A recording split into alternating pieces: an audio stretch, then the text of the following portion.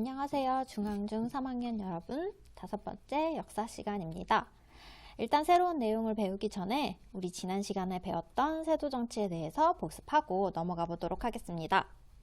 세도정치 시기인 1800년에서 1863년, 약 60년을 우리는 크게 정치, 경제, 사회, 문화로 나누어 살펴봤습니다. 중요한 키워드만 같이 짚어보고 넘어가겠습니다.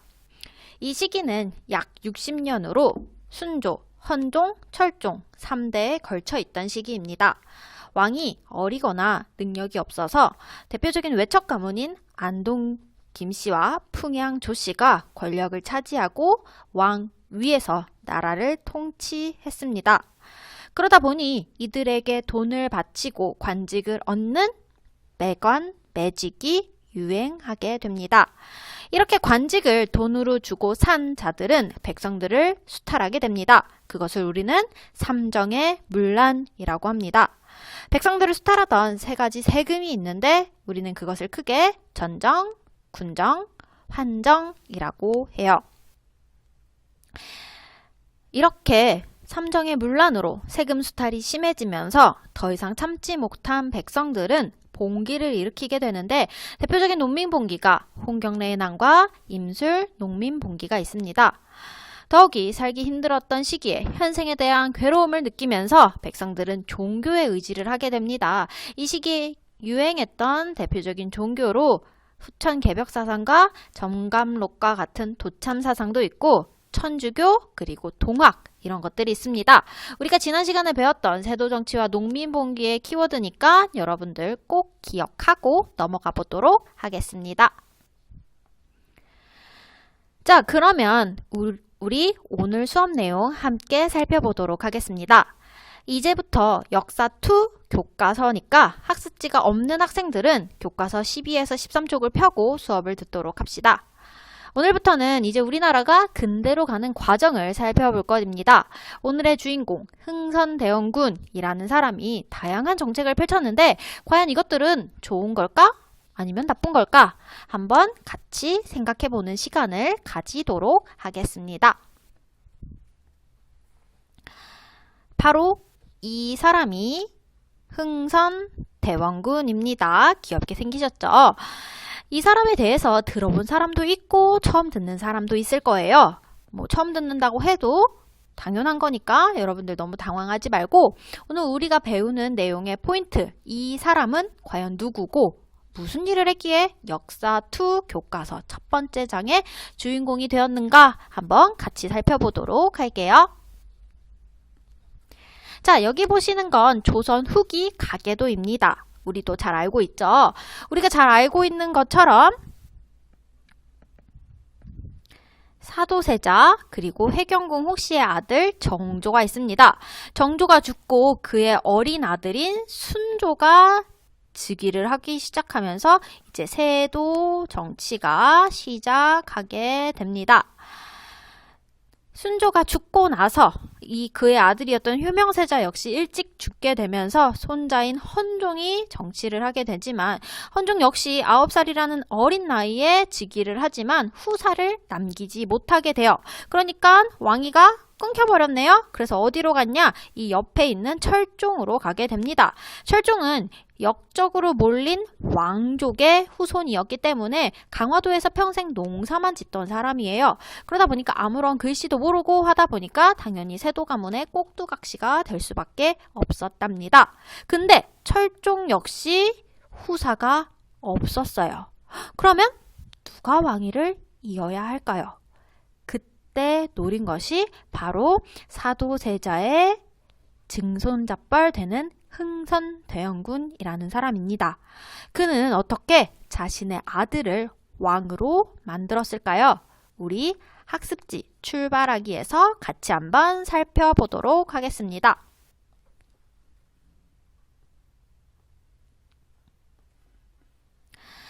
정조의 동생인 은신군의 손자로 태어난 흥선대원군은 극심한 세도정치 아래에서 살아남기 위해 왕족으로는 생각할 수 없는 행동을 서슴지 않아서 안동 김씨 집권자들로부터 상갓집의 개라는 비난을 받기도 하였습니다.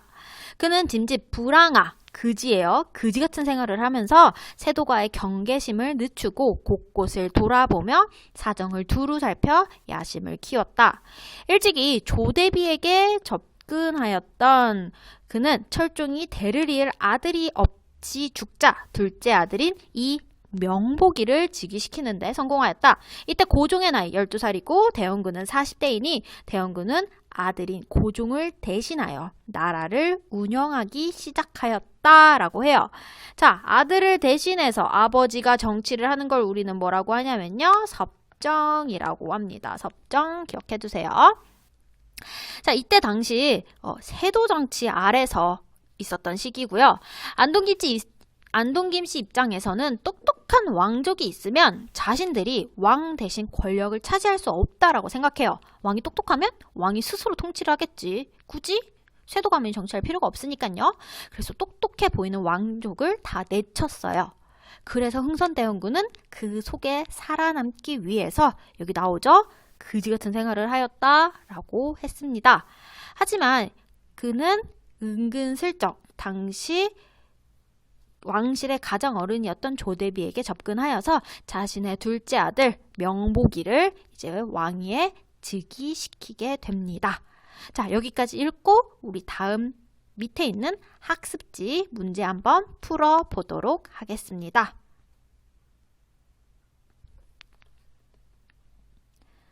자, 첫 번째 볼게요.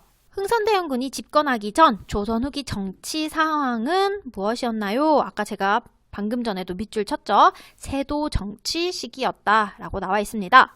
두 번째, 흥선대원군의 아들 고종이 왕이 될 수 있었던 이유는 무엇일까요? 여러 가지 답이 나올 수도 있을 것 같은데 자, 여기서는 이렇게 써주시길 바랄게요. 안동김씨 세상이 지겨웠던 조대비와 흥선대원군이 비밀 조약을 맺었다. 네, 비밀 조약을 맺어서 오케이. 니네 아들 왕이 시켜줄게. 네가 어디 한번 안동김씨 쫓아내봐 라고 이렇게 비밀 약속을 맺었다라고 합니다. 자, 마지막 요 문제가 중요하죠. 왜 왕인 고종을 대신해서 흥선대원군이 정치를 하였을까요? 버젓이 왕은 고종, 명복인데 왜 정치는 흥선대원군이 하게 되었을까요? 맞아요. 여러분들 글 마지막 줄에 밑줄 쳐보면 되겠죠. 고종이 즉위했을 당시의 나이 고작 12살 초등학교 5학년이었다라고 합니다. 이 마지막 문제가 포인트예요. 왕은 고종이지만 고종이 즉위할 당시의 나이는 고작 12살이에요. 지금으로 따지면 초등학교 5학년 그리고 심지어는 왕이 될 거라고 생각도 해본 적 없는 아기가 정치를 할 수 있을까요? 당연히 어렵겠죠? 그렇다 보니 그의 아버지 흥선대원군이 아들 대신 정치를 하게 되는데 우리는 그것을 섭정이라고 합니다. 왕의 아버지에게 붙여주는 명칭이 대원군이라는 거예요. 실제 흥선대원군의 본명은 이하응이라고 합니다. 네, 이하응이고 대원군이라는 건 왕의 아버지예요. 원래 왕의 아버지는 왕이어야 하지만 이처럼 왕위를 잇지 못할 때 다른 왕손으로 왕위를 즉위시킬 경우에 대원군이라는 단어를 쓰고 조선 역사상 최초로 살아있는 대원군이었다라고 합니다. 그렇다면 이 흥선대원군이 고종 대신에 고종이 성인이 되기 직전까지 섭정하던 이 시기에 조선은 어떤 상황이었을까요? 같이 한번 살펴보도록 하겠습니다. 자, 흥선대원군이 등장하기 전 조선 후기의 상황은 어땠냐라고 물어본다면 우리 이미 배웠습니다. 요 사진에서도 알 수 있듯이 안동김씨의 세도정치 못 살겠다 거지 같아 삼정의 분란 거기다가 가뭄까지 나 좀 살려주세요 아님 봉기라도 일으켜야 하나? 라는 것이 바로 이 시기 상황입니다. 세도정치 시기로 백성들의 삶이 아주 어려웠고 삼정의 분란으로 백성들은 탐관오리에게 세금이 탈탈 털리고 심지어는 가뭄이 일어나 백성들은 극도의 가난한 삶을 살고 있었다고 합니다. 그리고 바닷가에는 웬 듣도 보도 못한 이상한 모양의 배가 떠다니기 시작합니다. 이상한 모양의 배, 줄여서 우리는 이양선이라고 합니다. 낯선 배가 우리나라 바다를 돌아다니니까 얼마나 무서웠을까요? 이처럼 세도정치 시기 조선의 상황은 총체적 난국이었어요. 이런 상황에서 흥선대원군이 고종을 대신해 섭정을 합니다. 흥선대원군은 이러한 총체적 난국의 조선의 상황을 극복하기 위해 다양한 노력을 하게 되는데 우리는 이 노력에 대해서 같이 한번 살펴보도록 하겠습니다. 흥선대원군은 크게 국내의 문제와 국제적인 문제로 나누어 해결하였습니다. 우리도 국내, 국제로 나누어 같이 한번 살펴보도록 합시다. 자, 먼저 국내 문제부터 해결해 보도록 할게요. 국내 왜 문제를 해결해야 되냐? 이때 당시 상황, 세도정치 시기부터 이어져 온 가장 큰 문제점은 왕 위에 세도 가문이 있어서 왕권은 약화했고 그리고 삼정의 문란으로 백성들의 삶은 너무 어려웠습니다. 그래서 흥선대원군은 이 두 가지를 목표로 조선 사회의 문제를 해결하고자 했어요. 그렇다면 각각 왕권 강화를 위해서 어떤 노력을 했고 민생 안정을 위해서 어떤 노력을 했는지 같이 한번 살펴보도록 하겠습니다. 자, 우선 왕권 강화를 위한 세 가지 방법을 제시합니다. 첫 번째, 세도 정치 시기, 줄타기, 내관매직으로 과거 시험의 의미가 퇴색해버렸죠. 돈이 많고 줄을 잘 타면 관리가 될 수 있는 세상, 그것은 공정한 사회가 아니라고 얘기했습니다. 그래서 이를 극복하기 위해서 흥선대원군은 내가 공정한 과거 시험을 통해 능력 있는 애들을 뽑아가겠다라고 발표합니다. 이제 과거 시험 부정부패 잡아드리겠다라는 것이겠죠. 자, 그리고 두 번째로는 비변사를 폐지합니다. 비변사는 세도 가문의 핵심 권력 기관이었어요. 우리 비변사 예전에 2학년 때 여러분들 배웠을 겁니다. 원래 비변사는 임진왜란 때 국방의 역할을 하던 기관인데 임진왜란 이후 의정부를 대신해서 붕당 정치의 핵심 권력기관이 되었습니다. 흥선대원군은 비변사를 중심으로 한 세도 가문의 권력을 약화시키기 위해서 단호하게 비변사를 폐지시켰다라는 것 기억하시면 좋겠습니다. 자, 그리고 마지막 세 번째, 임진왜란 때 불탔던 왕권의 상징 경복궁을 새로 짓습니다. 여러분들 혹시 소풍으로 경복궁 가본 적 있으신가요? 우리가 알고 있는 가장 큰 넘버원 궁, 바로 경복궁입니다. 하지만 임진왜란 때 경복궁이 불타면서 광해군 때부터 고종까지 창덕궁에 머물렀다라고 해요. 하지만 우리나라의 넘버원 왕궁은 경복궁이기 때문에 이를 다시 지어 왕권을 강화시키려고 했습니다. 그래서 우리 지금도 경복궁은 계속 중건이 되고 있어요. 계속 보수공사를 하고 있는데 지금 우리가 보는 경복궁은 조선 초 정도전과 이성계가 만든 경복궁이 아닌 바로 고종 때 새로 지은 경복궁이다 라고 보시면 되겠습니다. 자, 여기까지가 이제 왕권을 하기 위한 개혁 방안이었다라고 한다면 이제 다음으로는 민생 안정, 즉 백성들의 생활을 안정시키기 위한 개혁안 살펴보겠습니다. 자, 첫 번째는 서원이라는 걸 정리합니다. 여러분들 2학년 때 서원 배웠었죠? 성리학의 중심지이자 지방에서 학문을 가리키던 학원 같은 곳. 처음에는 좋은 의미로 세운 서원이에요. 하지만 점차 서원은 당파 싸움의 온상지가 되었으며 대부분의 서원이 국가에 납부하는 세금이 면제되었으며 오히려 서원에서 백성들의 노동력도 탈취하고 돈도 세금도 걷어가는 일이 발생합니다. 흥선대원군은 이렇게 백성을 수탈하는 곳으로 전락해버린 서원을 싹 쓸어 정리하고자 합니다. 원래 전국에 약 500여 개의 서원이 있었는데 이를 47개로 정리를 해버립니다. 그만큼 서원이 백성들의 삶을 괴롭히는 곳이었다라는 것 알 수 있어요. 그 다음으로는 백성들을 괴롭히는 세금 제도를 뜯어 고치고자 합니다. 흥선대원군은 우리가 지난 시간에 배웠던 삼정의 문란을 해결하고자 노력합니다.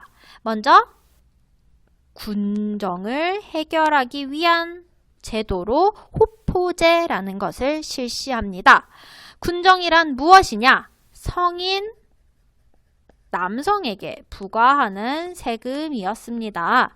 그런데 세금을 회피하는 사람들이 많아지고 탐관오리가 세금을 무자비하게 걷어갑니다. 그래서 세금을 이웃이나 친척, 더 나아가는 죽은 사람, 갓난아기에게까지 세금을 징수하니까 당연히 백성들은 힘이 들겠죠. 그래서 흥선대원군이 내세운 정책, 바로 호포제입니다.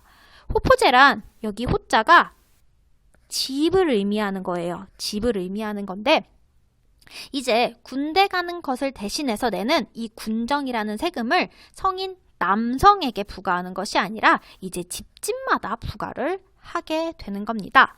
그럼 그 집에 양반이 살던 농민이 살던 아니면 천민이 살던 상관없어. 무조건 세금을 징수하게 되죠. 그러면서 이때까지 요리조리 세금을 피했던 양반들이 세금을 내는 상황이 발생합니다. 당연히 양반들의 반발은 많았겠지만 국가의 입장에서는 세금이 많아지니까 국가에 운영하는 돈이 많아지게 되어 도움이 되었고 백성들 역시도 예전보다는 합리적인 세금 제도였기 때문에 그들은 좀 더 삶이 나아지게 되었다라고 보시면 되겠습니다. 자, 그리고 그 옆에 있는 이제 새로운 제도가 있습니다. 새로운 제도 한번 같이 볼 텐데 이 제도는 사창제도라는 거예요. 자, 이 사창제도는 우리가 배웠던 환정의 문란, 환국의 문제를 해결하기 위해서 새로 만들어진 제도입니다. 환정이란 가장 배고픈 봄에 국가에서 쌀을 빌려주고 가을에 수확할 때 이자를 쳐서 쌀을 갚는 제도를 말합니다. 하지만 중간 탐관오리들이 필요도 없는데 쌀을 빌려주고 이자를 받는다거나 빌려줄 때는 모래와 쌀껍질인 결을 섞어줘 놓고 돌려받을 때는 온전한 쌀로만 받으려는 상황이 발생합니다. 이런 식으로 국가의 관리들에 의해서 문제가 많이 생기니까 흥선대원군은 이 제도를 마을 자치 형식으로 바꿔버립니다. 즉 쌀을 빌려주고 이자 쳐서 갚고 이러한 권한을 마을에다가 줘버립니다. 여기서 나와 있는 사는 공의 반대예요. 즉 공, 국가가 하는 게 아니라 사, 개인적으로 마을에서 너희들끼리 알아서 대출해주고 갚고 하라라는 말이죠. 돌아가면서 이제 정하게 되니까 아무래도 국가가 할 때보다는 투명하게 세금 제도를 운영할 수 있었다라고 합니다. 자, 그리고 마지막으론 전정의 문란을 해결하기 위해서 양전사업이라는 걸 실시하게 되는데요. 이는 토지를 전반적으로 다 조사를 해서 누가 주인인지 명확하게 가려내요. 이 땅에서는 이 사람이 세금을 내고 이 땅에선 이 사람이 세금을 낸다라고 합리적으로 이제 그것을 다 정하기 위해서 이제 토지를 조사하는 사업이다라고 보시면 되겠습니다. 이렇게 흥선대원군은 세도 정치로 기울어지고 있던 나라의 여러 문제점을 해결하기 위해 고군분투한 모습을 살펴볼 수 있었습니다. 이제 다음 페이지에서는 그가 국제적으로 오늘날로 따지면 외교 정책으로는 어떤 식으로 진행되었는지 같이 한번 살펴보도록 하겠습니다. 흥선대원군이 고종 대신 섭정을 하던 시기가 딱 10년인데 이 10년 동안 외교적으로 어마어마한 일이 발생합니다.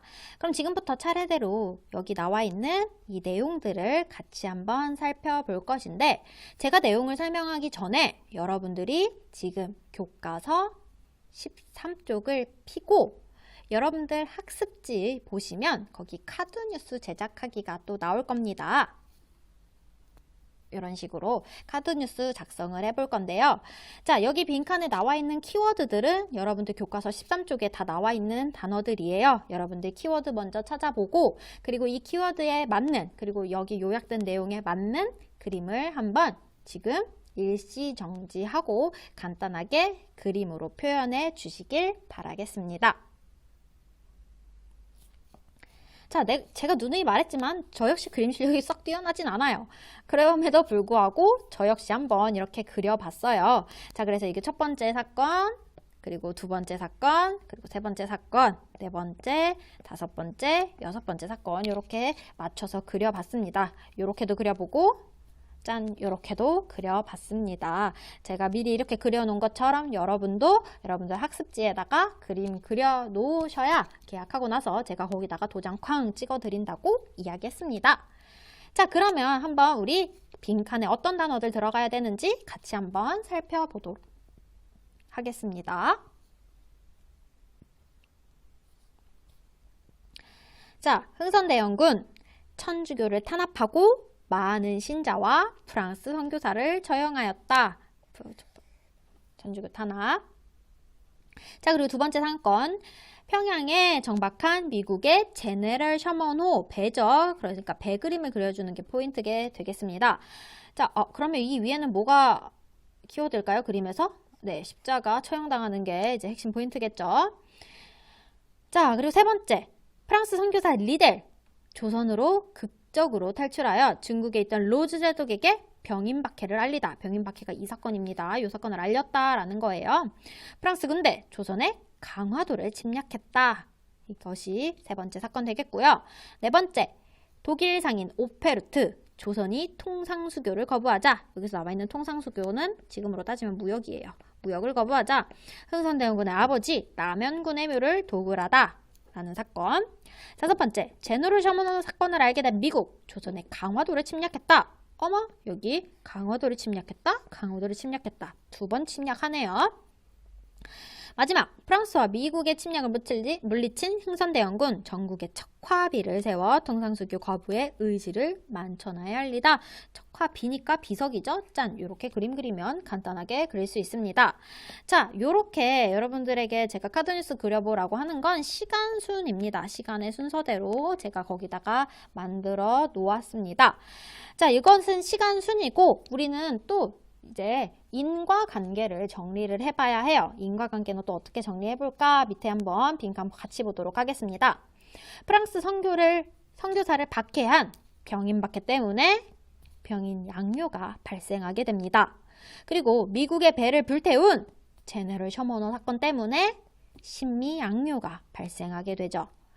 병인 양요와 신미 양요는 모두 강화도에서 일어난 사건이다, 전쟁이다 라는 거 우리 크게 방금 그림으로 표현한 카드뉴스는 이렇게 세 문장으로 정리해 볼 수 있겠습니다. 자, 그럼 여러분들이 직접 교과서에서 키워드 찾고 직접 그림으로도 그려봤으니까 이제는 본격적으로 제가 설명해 보도록 하겠습니다. 자, 사진으로 같이 우리 살펴보면서 그날의 상황들에 대해서 함께 보도록 할게요.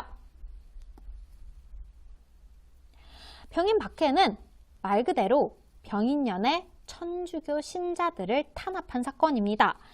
박해라는 단어가 종교 탄압을 의미하는 단어라고 보시면 되겠습니다. 이 사건으로 조선에 파견되었던 프랑스 신부 12명 중에서 9명이 처형당하게 되어 또한 조선인 천주교 신자 약 8,000명 역시도 처형당하게 됩니다. 자, 여기 보시면 여기 이렇게 묶여있는 사람의 얼굴 보시면 서양인으로 보이시죠? 바로 프랑스인이다 라는 거 알 수 있습니다. 자, 그리고 이 많은 사람들을 처형을 했는데 어디서 처형을 했냐? 우리 다음 사진 같이 보도록 할게요. 자, 여러분 혹시 최근에 유재석 즉 유산술이 부른 트로트 중에 합정역 5번 출구라는 노래 들어보셨나요? 자, 이 노래에 나오는 합정역은 역사적으로 의미가 있는 곳이에요. 바로 이곳이 당시 병인박해 때 천주교 신자들을 처형한 곳이기 때문입니다. 절두 머리를 잘라서 산을 이루었다라고 해서 합정역의 다른 이름 절두산 성지라고 해요. 이처럼 많은 천주교 신자들이 조선에서 죽어나가자 당시 살아남았던 프랑스 신부 리델이 몰래 중국으로 도망가 당시 중국에 있던 프랑스 제독 로즈에게 도움을 청하게 됩니다. 로즈가 조선에서 천주교가 탄압당한다라는 사실을 듣고 조선을 침략하게 되는데 바로 그 사건이 병인 양요입니다. 로즈 제독이 이끈 프랑스 함대는 조선의 서해 강화도로 침략을 하게 되는데요. 우리는 그 사건을 병인양에 일어난 서양 오랑캐들의 소란이다 라고 해서 병인양요라고 합니다.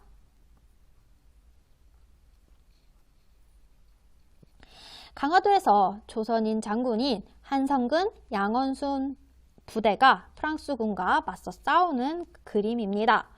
비록 프랑스의 무력, 병력이 굉장히 강했지만 우리 군인들 끝까지 버텨내서 결국 프랑스군을 물러나게 합니다. 하지만 그들 여기까지 쳐들어왔는데 맨손으로 돌아갈 수는 없겠죠. 그래서 이들이 돌아가면서 은근슬쩍 챙긴 게 무엇이냐? 우리나라의 중요 문화재였던 외교장각 의궤 등 문화재를 약탈해 갑니다. 자, 이렇게 약탈당한 우리나라 외교장각 의궤는 2011년에 고국으로 돌아오게 되지만 여전히 소유권은 프랑스가 가지고 있고 단지 영구적으로 우리나라에게 빌려준다라고 해요. 우리나라 건데 프랑스가 갖고 너네 빌려줄게 라고 하는 상황이 참 슬픈 상황이 되겠습니다. 자, 이렇게 프랑스와의 결전이 일어나고 이번에는 독일이 나대기 시작합니다. 독일인 상인이었던 오페르트라는 인물이 조선과 독일의 교역을 요구하지만 흥선대원군 단호하게 거절합니다. 그러자 오페르트라는 상인은 흥선대원군 아버지의 묘를 찾아갑니다. 아버지의 묘를 왜 찾아갔을까요? 오페르트는 조선이 조상 숭배를 한다라는 것, 조상을 굉장히 중요하게 여긴다는 사실을 알고 있어요. 그래서 흥선대원군을 넘어가게 하기 위해서 흥선대원군에게 뭔가 인지를 잡기 위해서 아버지인 남영군의 묘를 도굴 하여 시체와 그 안에 여러 가지 부장품들을 훔쳐서 딜을 하려고 했던 것이죠. 하지만 조선의 백성들 가만히 있지 않습니다. 백성들이 이렇게 커다란 묘를 둘러싸서 이 묘를 지켜냈다라고 해요. 다행히 흥선대원군 아버지의 묘는 지켰지만 흥선대원군 굉장히 충격받게 됩니다. 아버지의 묘를 도굴당할 뻔했다니 굉장히 충격받았겠죠. 자, 지금까지 프랑스와 독일과의 갈등을 살펴봤고 마지막으로 미국과의 갈등을 한번 살펴보도록 할게요. 평양에 웬 듣도 보도 못한 이상한 모양의 배가 출몰하게 됩니다. 우린 이상한 모양의 배다 라고 해서 이런 것들을 통틀어 이양선이라고 합니다. 이 배의 이름은 제네럴 셔머너, 즉 미국의 배입니다. 다짜고짜 미국의 배가 우리나라 바다에 둥둥 떠다니자 평양 사람들은 깜짝 놀라게 됩니다. 심지어는 이 배에 있는 사람들이 조선의 군인을 납치하는 등 난폭한 행위를 일으키게 되죠. 그래서 이에 빡친 평양 주민들이 평양에 세워둔 제네럴 셔머너를 불태워버립니다. 그때 이를 총지휘했던 평양의 짱, 평양의 도지사라고 할 수 있는 인물이 누구였냐? 바로 짠! 박지원의 손자 박규수입니다. 이리저리 자주 나타나는 인물이죠. 잘 기억해두라고 제가 강조했습니다. 자국의 배가 웬 듣보잡 조그만한 나라 땅에 불탔다라는 소리를 듣고 미국은 가만히 있지 않아요. 당연히 미국 역시도 으르렁하면서 조선을 찾아오게 됩니다. 미국 역시 프랑스와 동일한 곳으로 쳐들어옵니다. 어딜까요? 그렇죠. 바로 강화도입니다. 강화도민들은 엄청난 병력을 가지고 있는 미국을 상대로 굴복하지 않고 끝까지 싸워냅니다. 대표적인 장군이 어재연이라는 장군인데 그가 이끌었던 군대가 전멸을 하게 될 만큼 굉장히 격렬한 싸움이었습니다. 이처럼 조선인들이 굴복하지 않고 끝까지 대항하는 모습에 질려버린 미국은 아우 됐어 그만할래 아우 조선 안 들어가면 그만이야 교역 안 해 라고 하면서 아무런 소득 없이 다시 본국으로 돌아가게 되었다라고 해요. 요즘에 우리나라 민족이 국난극복의 민족이다 라는 짤이 돌아다니는데 맞는 말인 것 같아요. 지정학적 위치가 좋지 않아서 매일 매일 이리 치이고 저리 치이고 안쓰러운 민족이지만 끝끝내 이를 다 극복하는 민족, 뭔가 대단한 민족이죠. 자부심을 가지셔도 좋을 것 같아요. 미군이 강화도를 점령한 후 기념으로 어재현 장군의 깃발을 가지고 가면서 이렇게 인증샷을 찍었다라고 해요. 이 깃발은 쭉 미국의 해양대학에 보관해 놓고 있다가 2007년에 우리나라에 10년 장기 대여로 왔었다고 하는데 아쉽게도 저도 실제로 보지는 못했습니다. 자, 이런 여러 가지 사건을 겪은 흥선대원군 입장에서는 당연히 서양 오랑캐들 극혐하게 되겠죠. 그래서 흥선대원군이 전국에 척화비라는 것을 세우게 됩니다. 척화비, 즉 화의를 배척하는 비석, 우리는 오랑캐와 친하게 지내지 않겠다라는 굳은 의지를 비석에 새겨 전국에 알리게 됩니다. 지금까지 살펴본 흥선대원군의 외교의 특징은 서양은 나쁜 것이니 친하게 지내지 말자입니다. 여러분들의 생각은 어떤가요? 낯설고 무서운 것이니까 배척하는 것이 당연하다. 혹은 그럼에도 불구하고 새로운 것을 받아들여야 한다. 각자 여러분들이 판단해 보시길 바라겠습니다. 자, 여기까지 모든 내용이 끝이 났고 우리는 잠시 일시정시하고 형성평가를 풀어보도록 하겠습니다. 자, 형성평가 같이 한번 풀어볼게요. 1번, 다음을 읽고 흥선대원군의 정책이 무엇인지 각각 적어보자 라고 나와 있습니다. 1. 서원을 모두 허물어라. 백성을 해치는 자는 공자가 살아난다 해도 용서하지 않겠다 라고 합니다. 이것과 관련된 흥선대원군의 정책은 무엇일까? 서원을 정리하자. 왜? 서원이 백성들을 힘들게 하니까. 두 번째, 양반에게 또 군포를 부과하라. 군역을 면제받는 자들 때문에 평민이 세금을 더 내는 것은 옳지 못하다. 군정을 해결하기 위해서 새롭게 만든 제도가 있었죠? 어떤 제도냐? 호포제입니다. 호, 집집마다 세금을 거두자라고 이야기했습니다. 세 번째, 환곡을 폐지하라. 앞으로는 곡식을 대여하고 빈민을 구제하는 일을 누구에게 맡겨라? 민간에게 맡겨라. 우리 민간을 뭐라고 하냐? 한자로 사라고 합니다. 그래서 이 제도는 사창제이다 라는 것 같이 살펴봤습니다. 자, 두 번째 문제 갈게요. 흥선대원군이 신미양요 이후 서양 오랑캐가 침범하였을 때 싸우지 않으면 곧 화의하자는 것이고 화의를 주장하는 것은 곧 나라를 파는 것이다. 내국이다 라고 세견 통상수교 거부 의지를 널리 알리기 위해서 전국에 세운 비석은 무엇이냐? 우리는 이 비석을 척화비라고 이야기합니다. 마지막 3번, 이런 게 중요해요. 저는 이런 스타일의 문제를 좋아합니다. 다음 순서에 알맞게 나열하시오 라고 나와 있어요. 여기서 말하는 순서는 시간 순서예요. 여러분들 카드 뉴스에 나와 있는 시간 순서대로 나열하시면 되겠습니다. 병인 박해가 제일 먼저 일어났고, 그리고 제네럴 셔먼호 사건이 일어났고요. 그리고 병인 양요가 일어났고, 오페르트 도굴 사건, 마지막 신미양요 이렇게 일어나요. 자, 여기까지는 시간순이고요. 인과관계를 따지면 병인 양요 때문에 병인 박해 때문에 병인 양요가 일어났고 제네럴 셔먼호 때문에 신미양요가 일어났습니다. 이거는 인과관계라는 점 이렇게 구분해서 기억해 주시면 좋겠습니다. 자, 흥선대원군이 10년 동안 서양의 오랑캐를 배척하는데 굉장히 노력했는데 이제 그의 아들 고종이 성인이 되고 직접 정치를 하면서 상황이 달라지게 됩니다. 22살의 젊은 고종은 아버지와 달리 서양의 문물에 관심을 가지고 외국과 교역을 하고 싶어 하는데 우리는 다음 시간에 고종이 직접 통치를 하면서 과연 어떻게 서양 문물을 받아들이게 되었는지 살펴보도록 하겠습니다. 그럼 여기까지 고생하셨으니까 우리 이만 안녕!